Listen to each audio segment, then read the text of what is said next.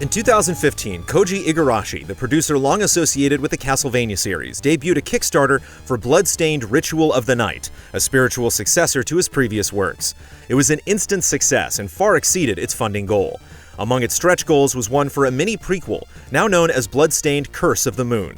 It's a great retro-style adventure that builds upon the foundation of some NES classics. Bloodstained's story begins with Zangetsu, a man who has relentlessly hunted the demons that cursed him, slaying all in his path. One night he sensed the presence of a great demon and set out to kill once again. Upon first glance, Curse of the Moon will look familiar to any who have experienced the NES Castlevania trilogy. Players move through linear stages, collecting sub-weapons, power-ups, and health, all while battling through enemies and facing a boss at the end of each stage. It doesn't feature the more connected Metroid-inspired maps that dominated later Castlevanias.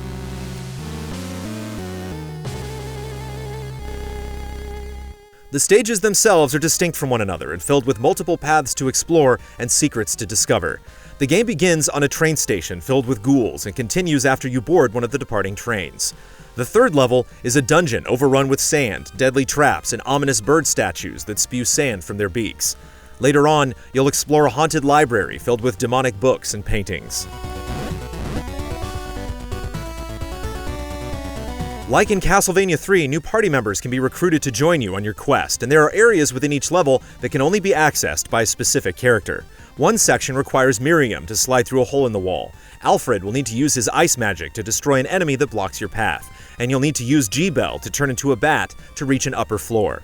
Within these levels, there are also power-ups that permanently increase the stats of party members, such as the heart that boosts max HP, and a magic pot that allows more use of sub-weapons or magic. Aside from being able to traverse particular sections of the map, each character is completely distinct from the others with different movesets, sub-weapons, and other strengths and weaknesses. Zangetsu uses a sword and has access to sub-weapons like a whip that strikes diagonally and paper seals that can ignite a patch of ground. Alfred can cast powerful magic like a ring of fire, homing lightning, and an attack that freezes enemies. However, he has poor melee range and little health. G-Bell attacks using bats and can turn into a bat himself to easily navigate dangerous areas, but can't use sub-weapons. Miriam uses a whip, which has a longer range, and she has access to sub-weapons like sickles that act as boomerangs, throwing knives, and a giant axe. She's also the most agile out of the group, with the highest jump and the ability to slide.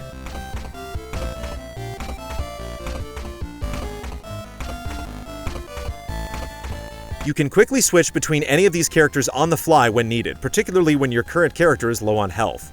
If one of them should happen to die, that character can only be used again if all 4 party members perish, or if you defeat the stage's boss. The bosses are as varied as the stages. One is a giant wearing a large hat and a monocle made of gold coins, often trying to crush you with piles of gold. Another is an enormous and grotesque 2-headed dragon that's covered in teeth. While they're enjoyable to fight, most of them are pretty straightforward. Thankfully, some of the later bosses have more varied attacks. Each boss also has a sort of desperation move, attempting to kill the player one last time before they die. These attacks are often quite the spectacle, serving as strong reminders for players to stay alert at all times.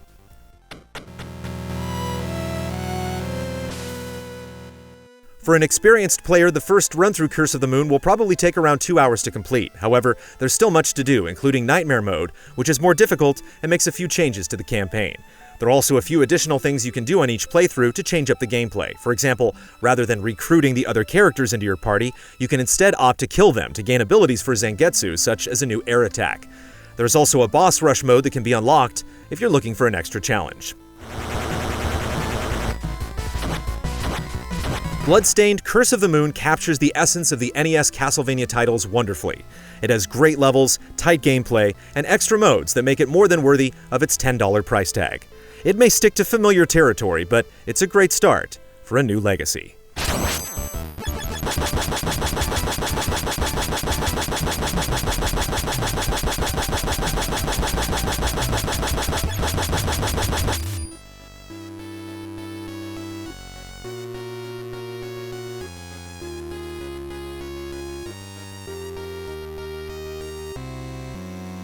Easy Allies reviews are made possible by generous viewers just like you. If you like what you see, check out patreon.com/easyallies to see our other videos, and consider becoming a patron to help us make more.